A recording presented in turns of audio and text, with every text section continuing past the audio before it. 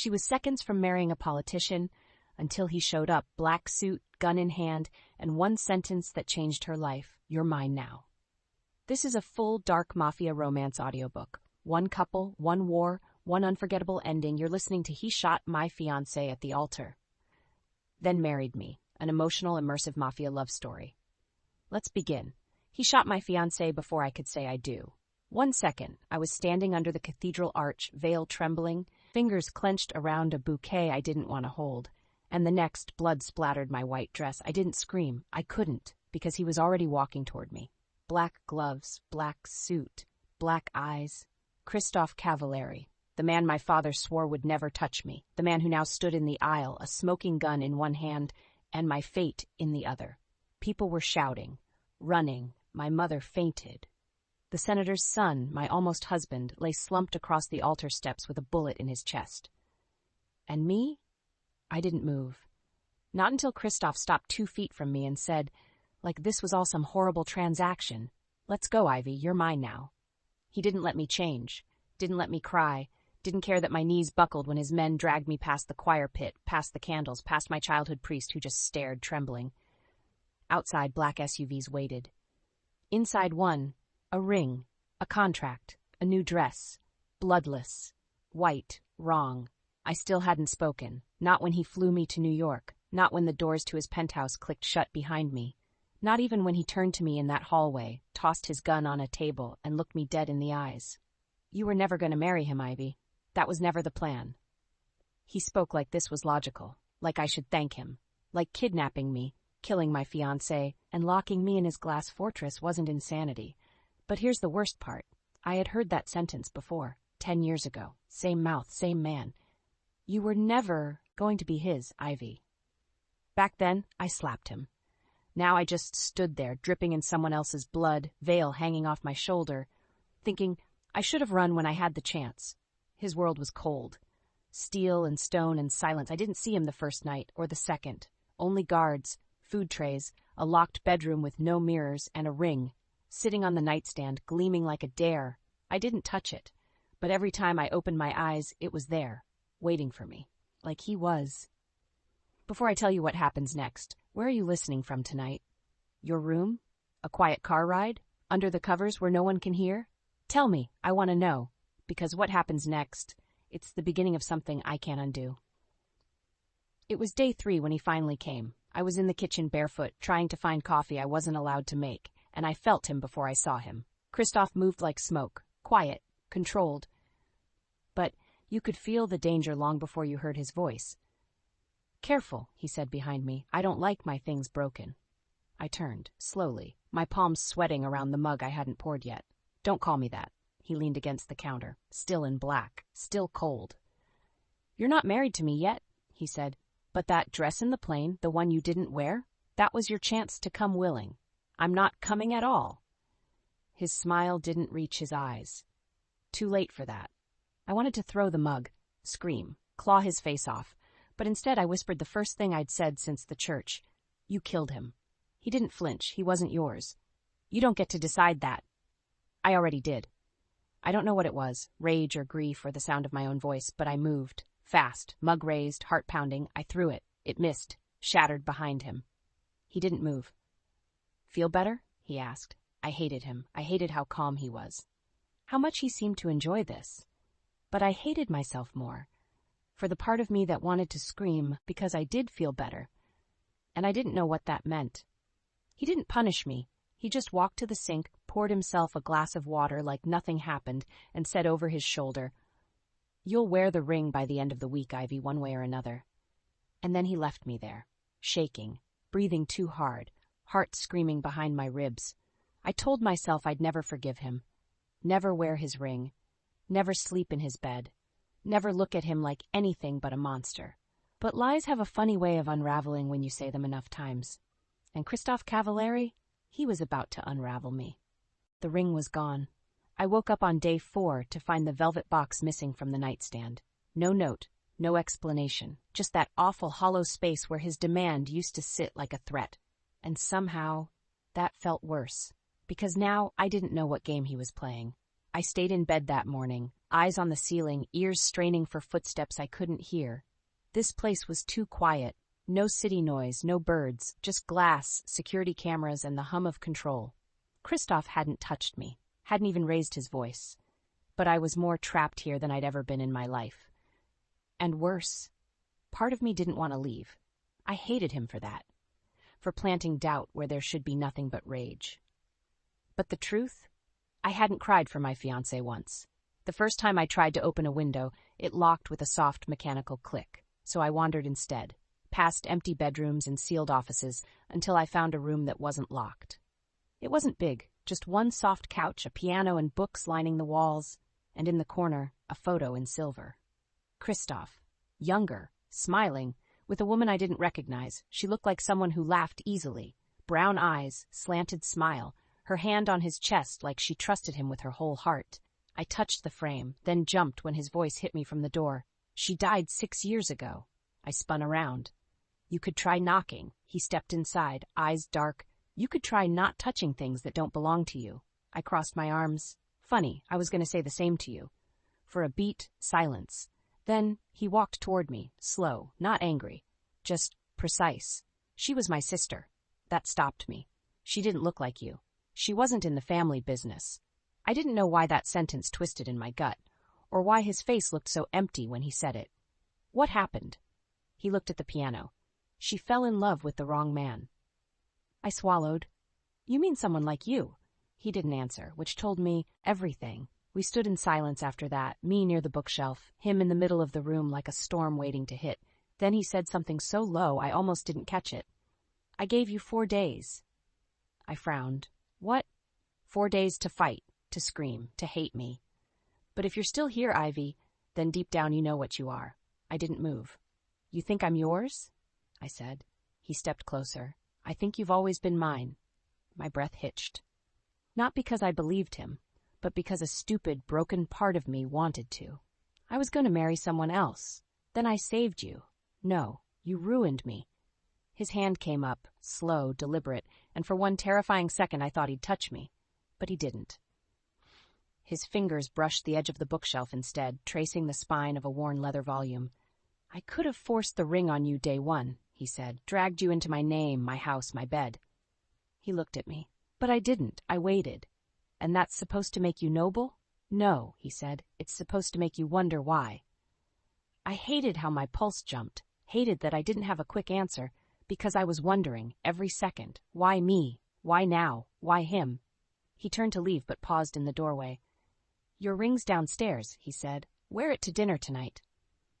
I'm not having dinner with you. He looked over his shoulder. You are if you ever want to leave. And then he disappeared. I didn't go to dinner. I stayed in my room, curled up on the wide window ledge, watching lights blink across the city I couldn't touch. I didn't eat, didn't speak, didn't sleep.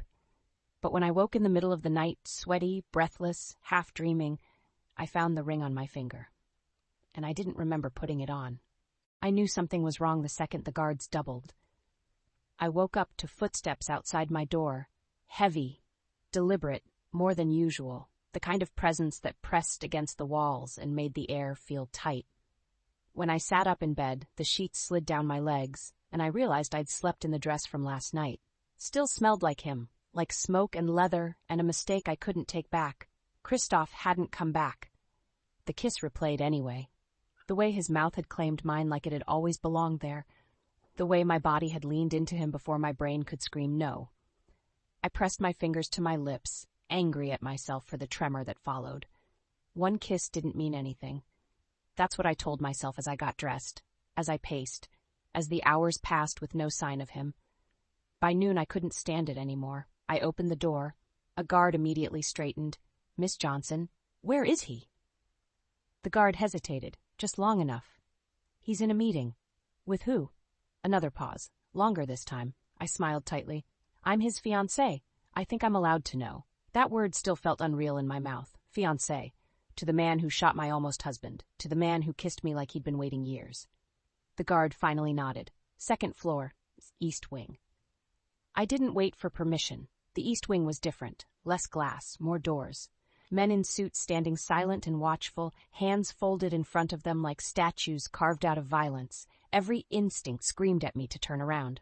I didn't. I followed the sound of voices until I reached a set of double doors, slightly ajar. Christoph's voice was calm, controlled, dangerous.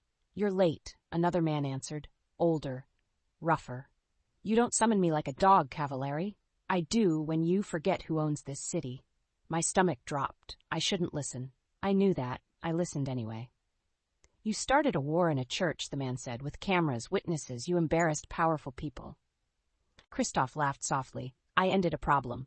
"A senator's son is not a problem," the man snapped. "He was leverage. He was a liability," Christoph corrected. "And he was touching what's mine."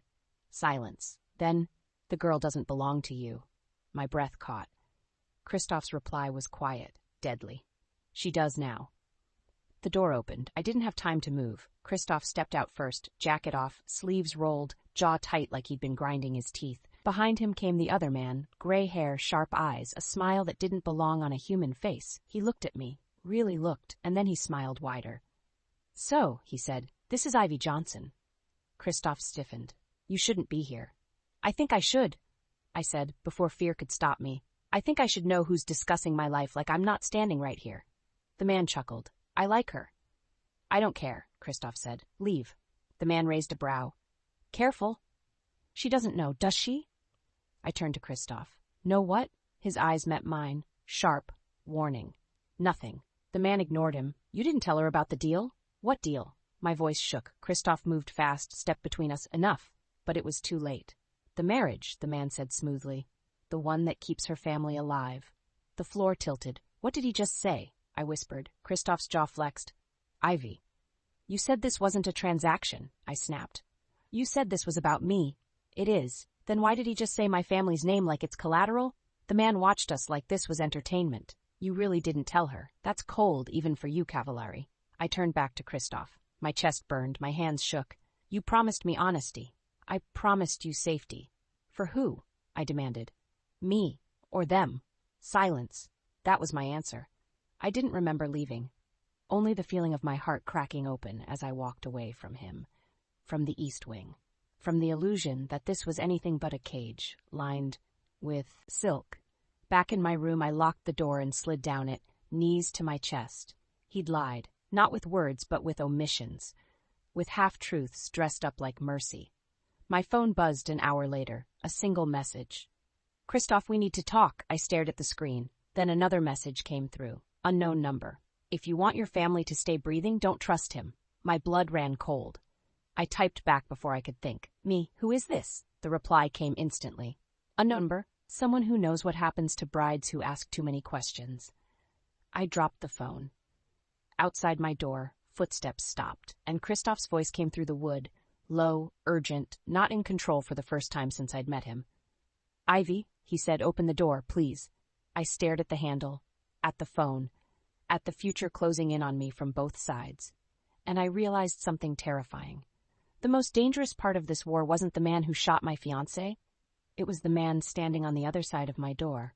I opened the door, not because I trusted him, but because fear does strange things when it mixes with betrayal. And I was drowning in both. Christoph stood there, eyes dark, hair a little messier than usual, like he'd been dragging his hands through it. He didn't speak at first, just looked at me like he was calculating how much damage he'd done. "You lied to me?" His jaw flexed. "Not exactly." I laughed, sharp and bitter. "Don't you dare play semantics with me right now." He stepped inside, closed the door behind him. We were alone again, just like he wanted, just like I swore I'd never let happen, and yet I didn't move away.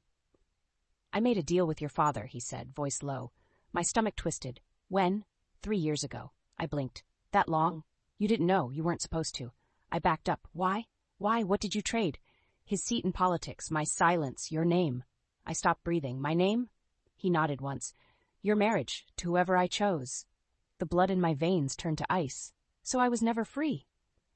"Ivy," he said, voice harder now, "you were never safe." I wanted to scream, run, break something, but all I said was, "You're no better than the man you killed." His face went still. "I'm worse." He stepped closer. I stepped back, again and again, until my spine hit the wall and I had nowhere left to run. His hands came up, not touching, just framing my face, caging me in with nothing but heat and gravity. I've done unforgivable things, he said. Things I'll never be punished for, but taking you, protecting you from them, that's not one of them. You think this is protection? He leaned in.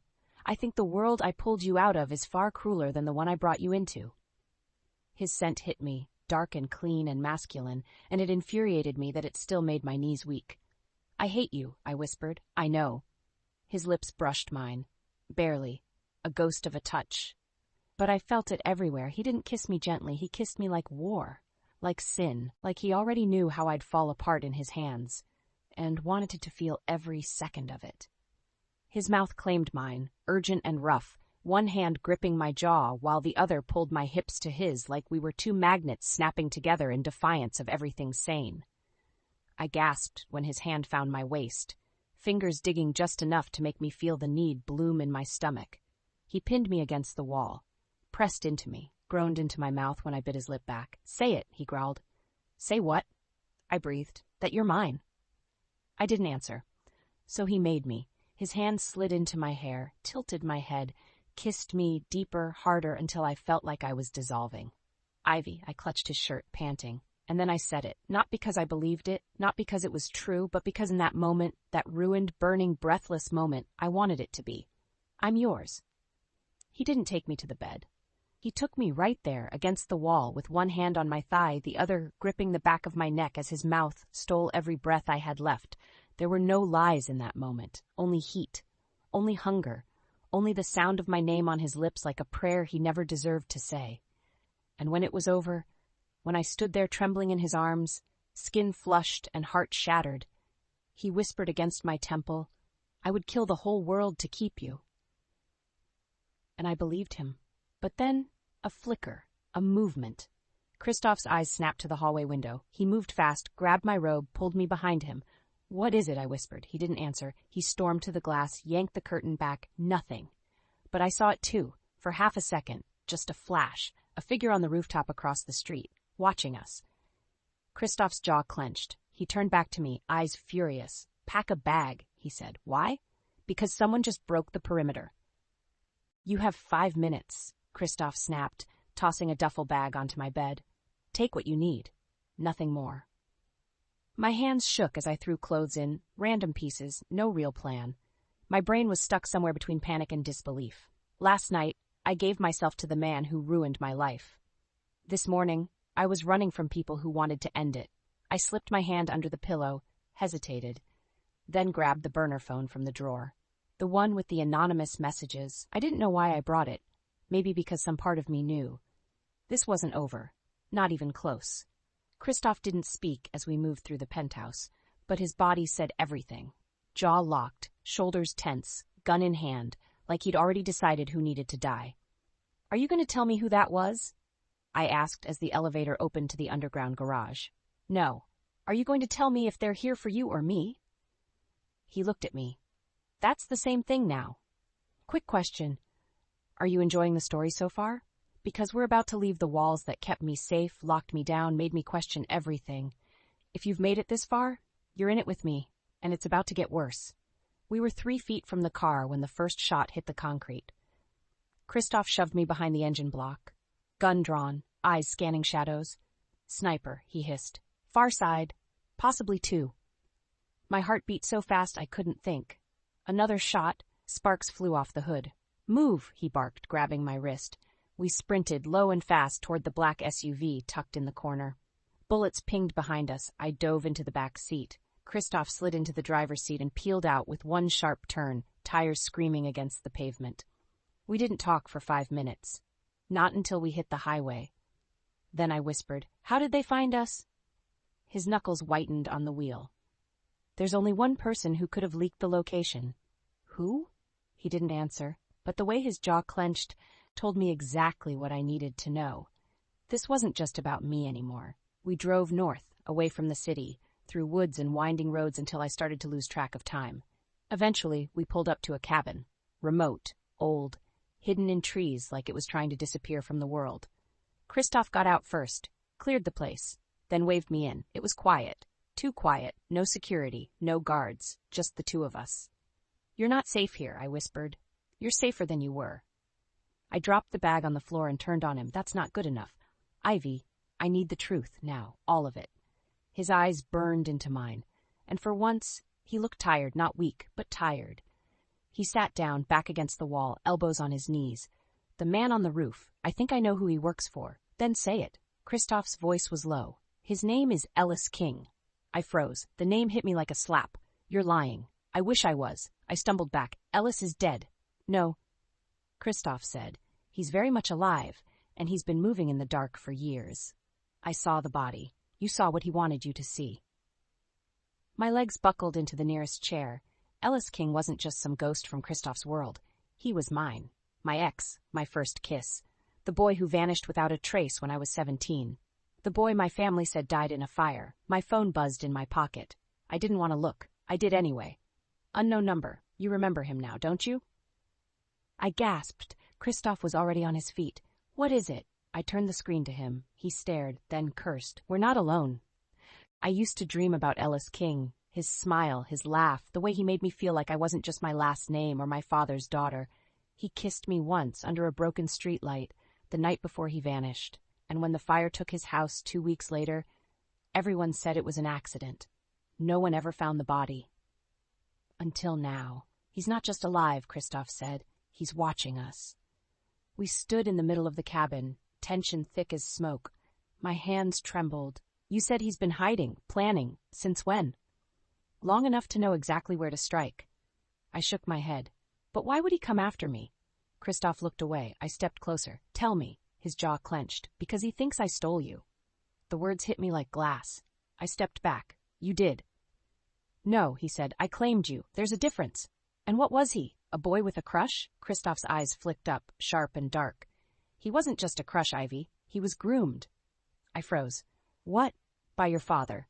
By the men who wanted to use him. He was meant to get close to you, win your trust, then trade it. No. I found the files, Christoph said quietly. Ellis was a plant, your father's spy, but somewhere along the line he went off script, and when he burned down that house, it wasn't to fake his death. It was to disappear before they could kill him for switching sides. I shook my head. You're wrong. I wish I was. The cabin creaked. Outside, the woods were too still. My pulse pounded in my ears. My thoughts spiraled. Ellis wasn't dead. Ellis had been planted in my life. Ellis was here, watching. I paced to the window, yanked back the curtain. Nothing. But that only made it worse. Christoph, I said, what does he want now? Christoph stood slowly. You. We didn't sleep that night. Christoph posted a man on the roof, another out back. I sat curled on the old couch with a blanket and a knife I didn't know how to use, and for the first time in days he didn't try to hold me. Didn't touch me, just watched the window like the war outside had followed us in. I should have told you, he said finally. I didn't look at him. You should have told me everything, I whispered, before I fell into you. He nodded once. I thought keeping you safe meant keeping you blind. And now, he looked at me, now I think you're the only one who can see clearly. The next morning, the power went out. No warning, no storm, just silence. Then, the phone buzzed. Unknown number, check the porch. Christoph was up before I could blink. Gun drawn, he motioned for me to stay behind him as he opened the cabin door. There was nothing there. At first, then he saw it. A small box, wrapped in red paper, a single name written on the top in perfect black script. Ivy. He brought it inside, set it on the table. Neither of us moved. Finally, I opened it. Inside was a photo. Me. 15. Laughing. Hair braided over my shoulder, and beside me, Ellis. Smiling like he already knew the world would break me. Behind the photo, a note. Just 6 words. Do you remember what you promised? I dropped it. My chest turned to ice, because I did remember. The night before he disappeared. One hand on my hip, the other on my face, his voice in my ear. Promise me something, Ivy. Promise you'll never love anyone who lies to you. I looked up at Christoph. He read the note, met my eyes, and I saw something there I hadn't seen before. Guilt. Not fear. Not rage. Guilt. And suddenly I couldn't breathe. Because if Ellis was right, if everything I thought was real had been twisted, then the man I'd just given my body to might be the last one I could trust. I didn't sleep. Again, the photo sat on the table like a landmine. That smile, that note, the look in Ellis's eyes like he'd always known I'd end up in someone else's bed. In his bed. Christoph barely moved all morning. He cleaned his gun, took calls, checked exits, but he didn't come near me. didn't ask if I was okay, didn't try to touch me. And that hurt worse than the lie, because now that I knew what guilt looked like on him, I couldn't stop seeing it. By noon, I snapped. You knew he was alive. Christoph didn't look up. I suspected. That's not the same thing. His jaw twitched. You don't want the whole truth. Yes, I do. He finally looked at me. Fine. I knew Ellis was out there. I knew he was dangerous, and I knew if he got to you first, he'd use you against me. My throat went tight. Because I'm such a weapon, right? No. His voice softened. Because you're my weakness. I hated him in that moment. Hated the way he said it, like it was my fault for being loved. Like he hadn't built this entire mess by lying, controlling, killing. You don't get to do that, I said. You don't get to turn this into some tragic mafia love story. I'm not. You're making yourself the victim. He stepped toward me. I'm making you the reason I haven't burned this whole city to the ground. I flinched. He was close now. Too close. The air shifted, thick, hot. He reached for me, but stopped short. His hand hovered at my jaw like he wanted to touch, but didn't think he deserved it. Ivy, he said, rough and low, I don't regret taking you, but I regret not earning you. God help me. My breath caught. I kissed you because I wanted you, I whispered. Not because I forgave you. I know. His knuckles brushed my hip. Heat flared up my spine.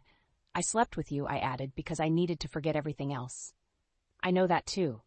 Our eyes locked, and suddenly his hand was in my hair, mouth hovering over mine. I didn't move, didn't breathe. I hated him. But I wanted him, and that contradiction was ripping me in two. I can't trust you, I whispered. He nodded, brushing his lips against my temple. Then let me give you something no one else will. What? He pulled back just enough to look me in the eye. Freedom. My phone buzzed. We both froze. I stepped back, picked it up. My stomach dropped. Unknown number? I don't want to hurt you, Ivy. I want you to remember. Meet me. Tonight. Alone. Attached was a location, abandoned observatory, Northridge. Christoph stepped closer. Who is it? I stared at the screen, then met his eyes. It's Ellis. Christoph's voice dropped. No, I have to. The hell you do. He's not going away.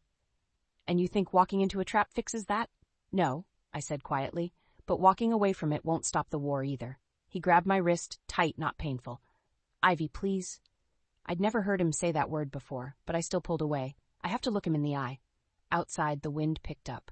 The trees swayed like they were whispering warnings, and deep in my gut I knew something was about to break. Not a heart, not a rule, something bigger. The observatory was darker than I remembered. I parked on the edge of the gravel path, wind slicing through the trees like whispers. I shouldn't be here. Christoph's words echoed in my head. This is a trap. Maybe it was, but if I didn't walk into it, I'd never know what was real and what was just another lie dressed up like protection. The dome loomed ahead.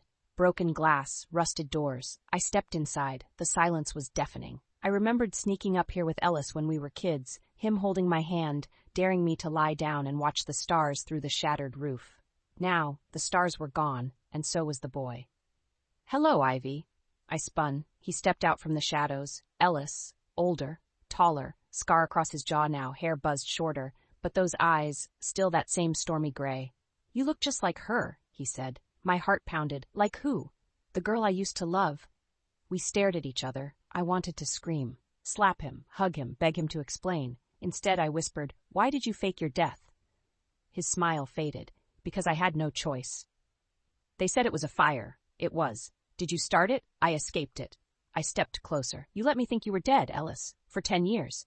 I had to. I was a target. You were my target, my everything, and you let me bury you. He didn't move. Then, softly, you weren't supposed to mourn me. You were supposed to forget me. I laughed. Bitter? Broken? That's not how it works. I know. If you were in my place, what would you do? Would you believe the boy who vanished, or the man who stole you? Because I'm standing here, and I don't know which lie hurts more. Ellis stepped closer. Ivy, he doesn't love you.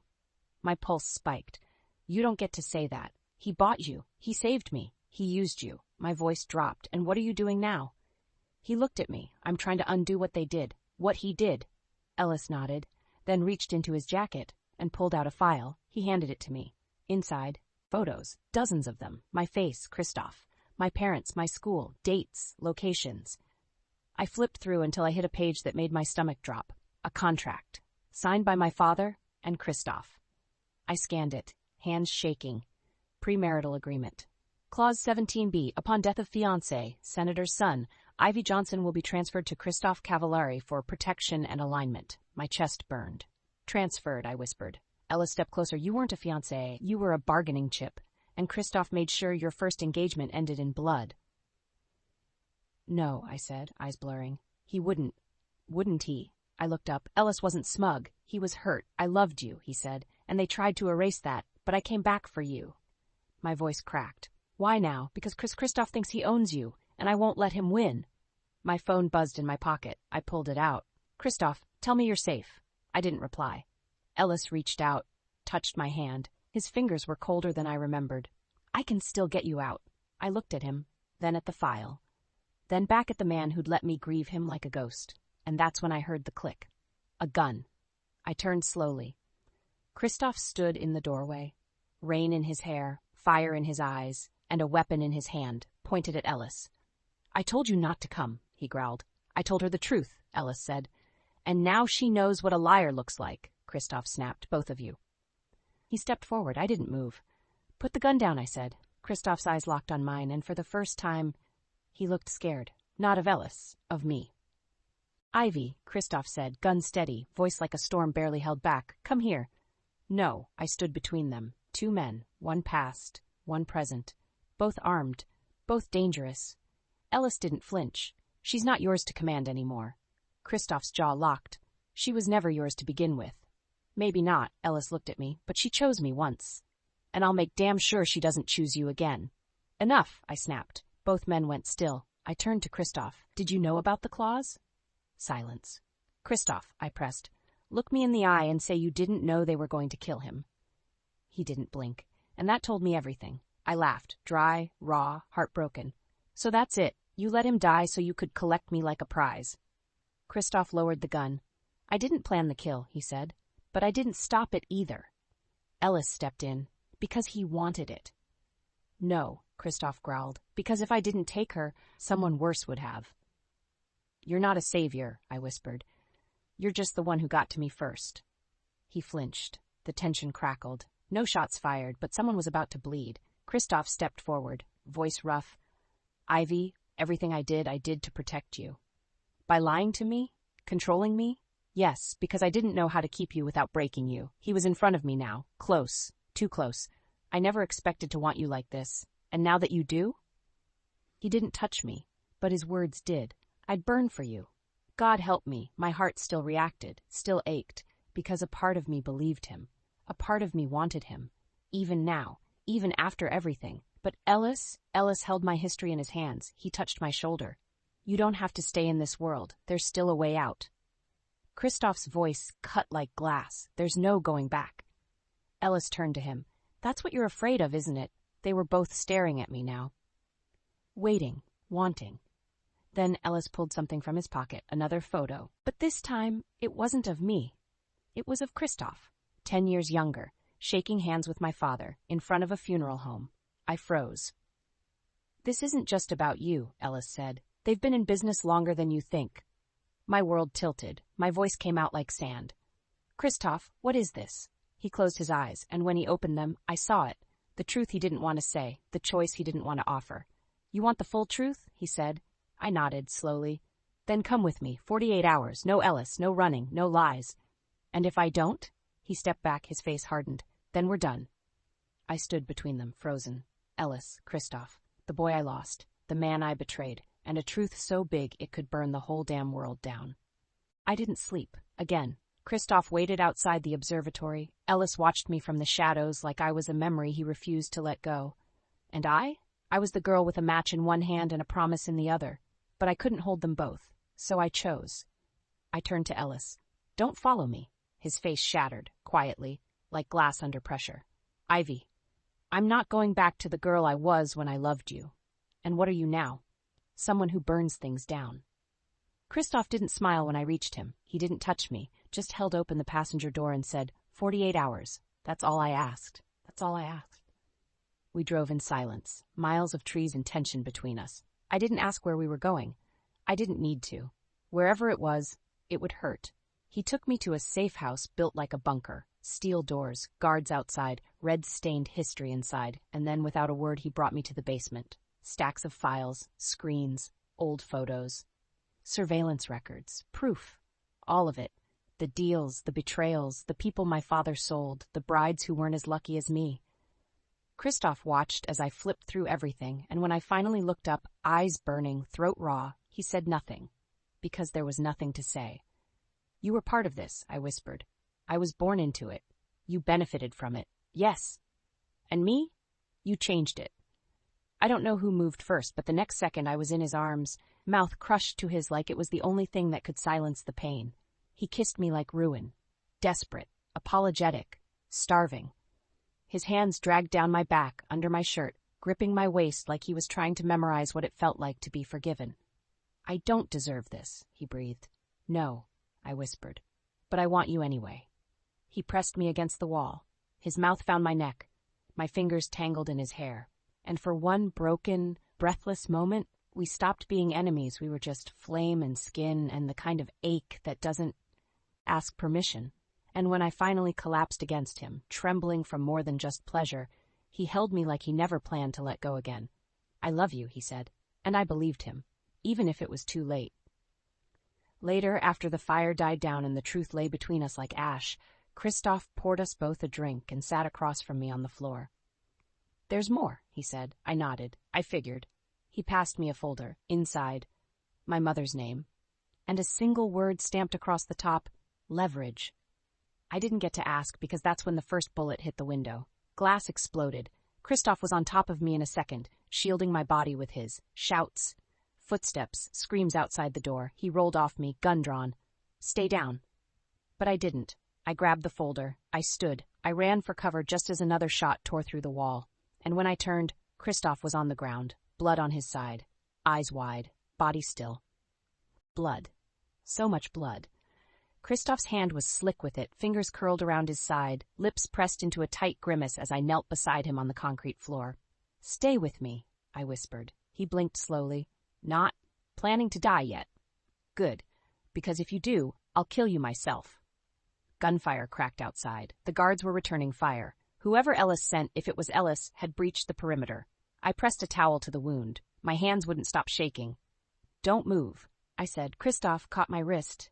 His voice was barely audible. "Top drawer, in the cabinet." I ran to it. Inside, adrenaline shots, medical supplies, more weapons. I grabbed everything, but my hand hesitated on the bottom folder. Labeled, Johnson, Juliet.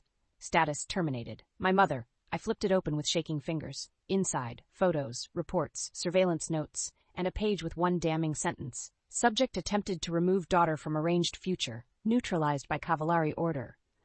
My breath left my body. My knees hit the floor. Christoph was watching me. His eyes said everything. "You knew," I said, voice hollow. "I didn't authorize it," he rasped, "but you didn't stop it." Silence. "Huh? Be honest, are you team him or team her right now? Because I loved him, and I hated him, and I didn't know which version of me would survive this night. The power went out. For a moment, just darkness. Then, footsteps. Inside, I raised the gun Christoph had dropped. A figure stepped into the light. Ellis. Weapon in hand, face pale, eyes locked on Christoph like he was already dead. "I told you I'd come for her," Ellis said. Christoph struggled to sit up. "She's not yours. She was never yours either." I stepped between them. Both men froze. "You want me?" I said. "Fine, then hear this." I raised the gun, pointed it straight at Ellis. "You disappear, or I end this now." He laughed. "You wouldn't shoot me." I took a step forward. "I already buried you once, Ellis. Don't make me do it again." His face twisted. But then he lowered the gun. "I loved you," he said. "You loved the idea of me." He hesitated, then dropped his weapon. "Walk away," I said, "and don't ever look for me again." Ellis stepped back, but before he reached the door, he turned and whispered, "You think this ends with him? Look deeper, Ivy. You're not the only one with blood on your hands." Then he disappeared into the dark. Christoph was unconscious by the time I got back to him. His pulse, weak. Breath, shallow. I screamed for help. The guards swarmed in. They took him from my arms, rushed him out the door, and I just stood there, alone, cold, covered in blood. He might live, he might not. I didn't know, but I did know one thing. I wasn't the same girl who stood at the altar. And whatever world I walked into now, it would be mine. It was 12 days before I saw him again. 12 days of silence, 12 days of hospital corridors, unanswered questions, and the sound of a heart monitor that wasn't his, because Christophe Cavallari wasn't in any hospital I could find. He disappeared. Again, no guards, no notes, no calls, just vanished like smoke. They told me he was dead. They told me to forget him. I didn't believe them. Because when a man loves you like that, breaks for you, bleeds for you, burns everything to keep you breathing, he doesn't just vanish, he survives. For you. I was at the cabin when it happened, the same one we'd run to, the same one where the lies first cracked open. I didn't know why I went back. Maybe I wanted to remember the war that made us real. Maybe I just missed his scent on the sheets. Maybe I was still in love with the villain who never really left me. The knock was soft, 3 slow taps. I froze, heart in my throat. Then I opened the door. And there he was, Christophe, alive, bruised, scarred, mine. I didn't breathe, didn't blink. I just launched myself into his chest and felt him catch me like a promise, his arms wrapped around me, tighter than death, his face buried in my neck, his whole body trembling like he hadn't touched solid ground until now.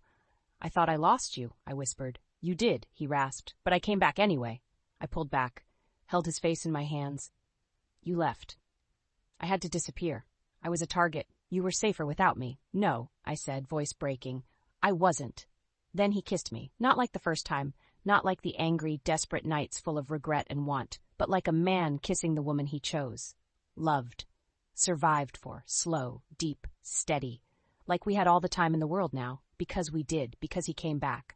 You still want me? He asked, voice low. Always. He rested his forehead to mine. I'm not clean, Ivy. Good, I said, because neither am I. We burned that night, not with hate, not with fear, but with the quiet kind of heat that chooses to stay, even after the war is over. He undressed me like I was sacred. I touched every scar like it was a vow. There was no pain this time, no shame, only love, raw, unfiltered, forever. And when he pressed his mouth to my heart and whispered my name like a prayer, I knew I would never belong to anyone else again. The world outside still hunted us. The family still had blood on its hands. But in that bed, with his fingers laced through mine, I didn't care. Because I had the only truth that mattered. He came back for me. Epilogue. We didn't do a big wedding. No palace, no church, no altar soaked in blood, just a hill outside Naples, a field of wildflowers, and the man who used to wear black like armor, now standing in front of me in an open white shirt, eyes shining like I was the only thing left in the world he still believed in. Christophe didn't say much. Not when we exchanged rings. Not when the sun dipped low and the petals blew in the wind. But when the vows came, when it was time to speak, I saw his throat tighten, saw the weight of 1,000 sins pushing up behind his ribs. So I went first. I don't care what your past looks like, I said softly. I care that you came back. I care that you bled for me. I care that when the world tried to use me, break me, you were the one person who said mine, and meant it.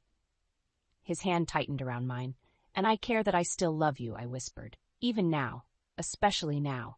I love you the way you deserve to be loved. He didn't say I love you back. Not out loud. But Christophe took my hand, brought it to his mouth, kissed the inside of my palm like it was sacred, then whispered, You're my only truth, Ivy, my only vow.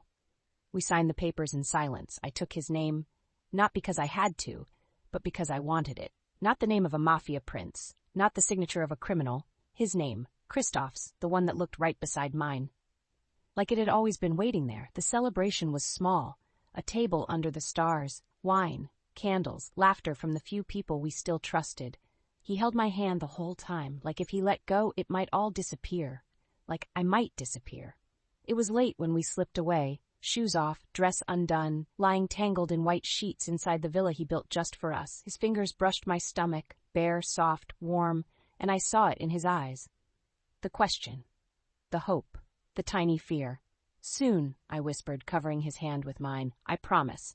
His throat worked. He didn't speak. But he pulled me to his chest, held me like a vow, and kissed my forehead. And in that stillness, I knew we'd survived the fire. And now, we had a life to build in the ashes. The end.